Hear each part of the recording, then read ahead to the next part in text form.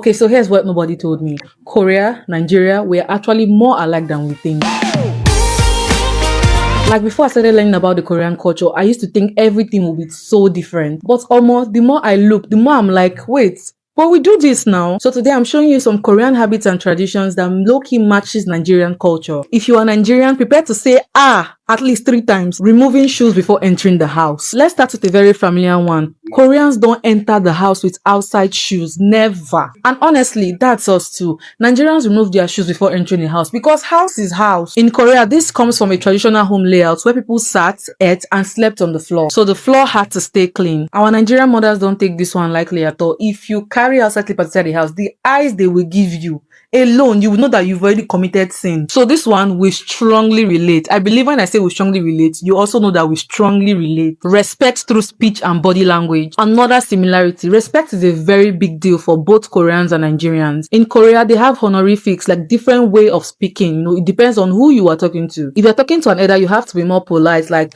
instead of saying kamsaeyo, you say kamsahamnida. Instead of saying manasapangaoyo, you can say manasapangasimnida because you are talking to an elder. But if you are talking to your friend, you can be more casual. You can say annyeong, or you can say manasapangao, things like that. They even bow slightly when greeting someone older. Their language has a built-in respect. And if you're Nigerian, you already know respect is our second name. We kneel, we greet properly. We don't look at our elders anyhow. And if you raise your voice, that's the end. Eating communally. One thing I love about the Korean culture is how eating is a whole bonding moment. One table, plenty small plates, multiple side dishes. In Korea, meals are about connection, not just eating. And tell me that's not us. You know Nigerians, we don't cook small. Family rice, big pot, cousins, friends, neighbors, children. When I was small, I used to love eating at my neighbor's house instead of my own house. So whenever they are cooking, they actually add my own mouth. How many of you guys remember how we used to drink tea while growing up? How they would just make the tea in a big bowl and start, sharing. Some people don't even share in different cups.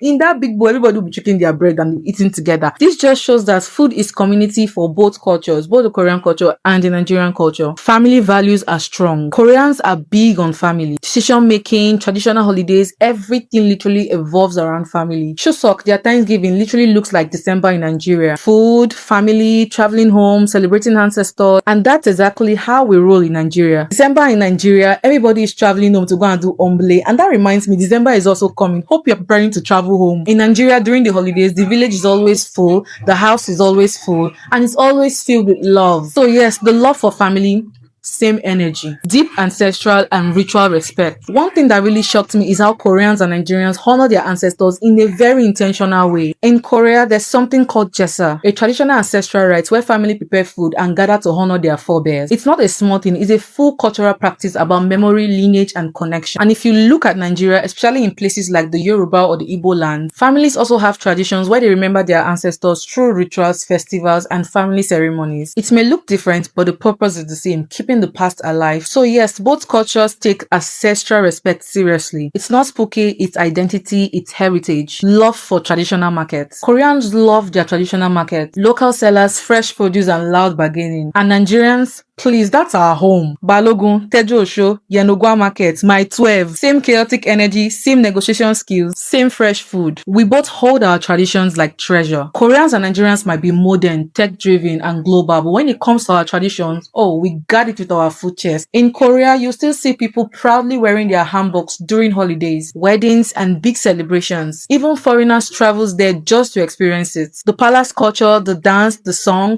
superb. And same thing here in Nigeria. No matter how modern we get, our Ashoke, Isiago, Ankara, Edo beads, Yoruba drums, Igbo flutes, Hausa praise chant, it's part of who we are. Weddings, festival, big events, Nigerians show up in full traditional glory. Even international celebrities come here to experience the culture. So on tradition, Koreans and Nigeria carry it with pride. Not like old stuff, but like identity, beauty, and heritage. So tell me in the comment section, which similarity shocked you the most? And if you want a part 2, just say the word Annyeong!